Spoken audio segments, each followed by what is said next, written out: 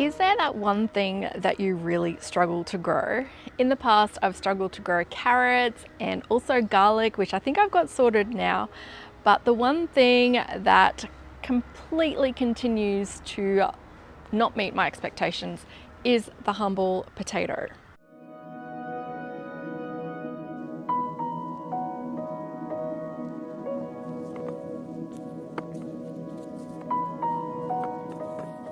If you're new here, I'm Nikki and I'm on a mission to grow as much food as I can on a regular suburban block here in subtropical Australia.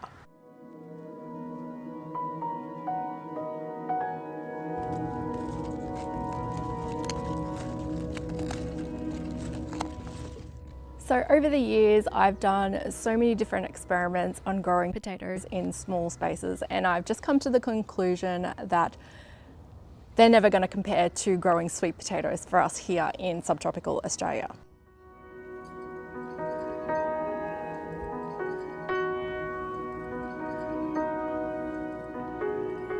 I've tried planting from autumn through to spring. I've tried indeterminate varieties versus determinate varieties. I've tried in-garden growing. I've tried growing in pots like these ones. And my first ever attempt at growing potatoes was actually with a potato tower. And I have to admit that I probably have a little bit of trauma from it because it was a monumental fail. In any case, I'm going to try it again this year. So although I've had a lot of failures, I've also learnt a lot over the years. I find that the best time to plant them for us here in the subtropics is usually around July and August. We do grow them from March onwards, but the better harvests do come from that July or August planting. We know that they're very heavy feeding, so lots of water, lots of nutrients. They do really love worm castings. The best variety I've tried is a White Star, and pots versus in-garden beds. I prefer in pots because it is easier to harvest, but they do seem to get a bit bigger if I put them directly in the garden. The logic part of my brain doesn't think this will work, but I do see so many people do it and recommend doing it. I initially thought the idea of a potato tower was to hill it as it grew for indeterminate varieties, but I'm seeing people plant them like a lasagna, which is what I'm going to be trying. I've just made a cylinder using star pickets and some old chicken wire that we just had laying around.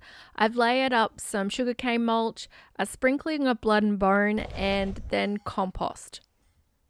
For each layer, I've put in 3 seed potatoes and then topped it off with more compost, and then repeated the process with sugarcane mulch, blood and bone, and compost, potatoes, more compost. I've done 3 layers of potatoes here. I'm not going to lie, I am having instant regrets over it because I used a large chunk of my homemade compost to complete this project. And if you know, homemade compost is such a precious resource for me. I was regretting it as I was doing it, like this is too good for potatoes that are likely to fail. I kind of wish that I had planted the potatoes closer to the edges so they could sprout outward.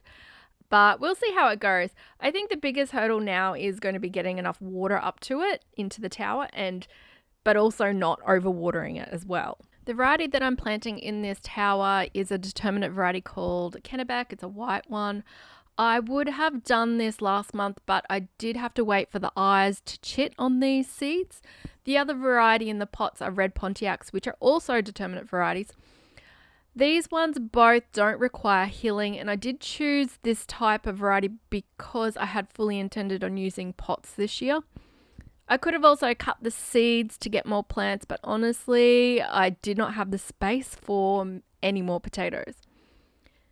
You'll also see in this video that I did forget to add my mycorrhizae fungi as I planted until I reached that very top layer, so that's what that white powder is that I'm sprinkling on those top potatoes.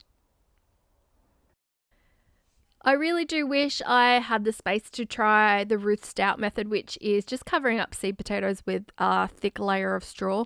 Maybe next year, once the aquaponics system rejig is complete, I'll be able to try it. In any case, I do have some of the potatoes we planted last month in grow bags, so if the tower fails, we'll hopefully at least have something this year. I filled these grow bags up with a mix of mushroom, compost, cow manure and premium potting mix, and they are really looking so good. I'm experimenting with different quantities for these size pots, so each one has a different number of seed potatoes in it, and honestly at this point I can't tell the difference because I moved them around because Betty, our puppy, was wanting to sleep in the pots before they had sprouted. I do not know which is which. I've got 2 seed potatoes left, so I might do another grow bag with those. I'm thinking maybe I try like a hybrid Ruth Stout method where instead of putting soil in the grow bag, I try just using mulch or straw. But I'd love to know your thoughts. If you've got any tips, I'm going to wait for the comments before I plant these last 2 seed potatoes on what you think works well. And I will keep you guys posted with the progress of the towers in my monthly updates. If you're in the subtropics and have had great success with growing potatoes, please let me know in the comments. Give me all of your tips. I am willing to try anything at this point. Next week, I plan on giving you guys a tour of our new chicken coop. A lot of people have asked me about it, so I'm going to cover that and give you guys an honest review on it. So I'll keep you posted on the potato progress.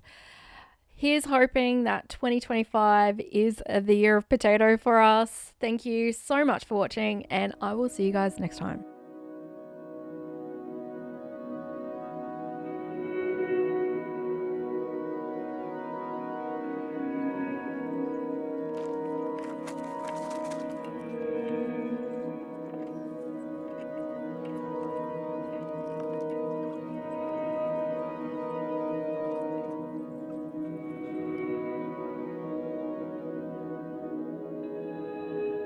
Okay, so this is our harvest from the rainbow pot.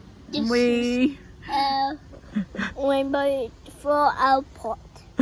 What we put in there. Small ones. That's small. Yeah, these are teeny weeny ones, which are probably not worth anything. I might chuck them into a stew or something. But you know what? This is probably the best harvest I've ever had with potatoes, so I'm pretty stoked with that. So that was from 3 seeds, so we pretty much maybe almost doubled. Looks really big in your hands. Maybe I should use you as the model, hey? And we don't form it. Oh, let's hope the rest are a bit more successful.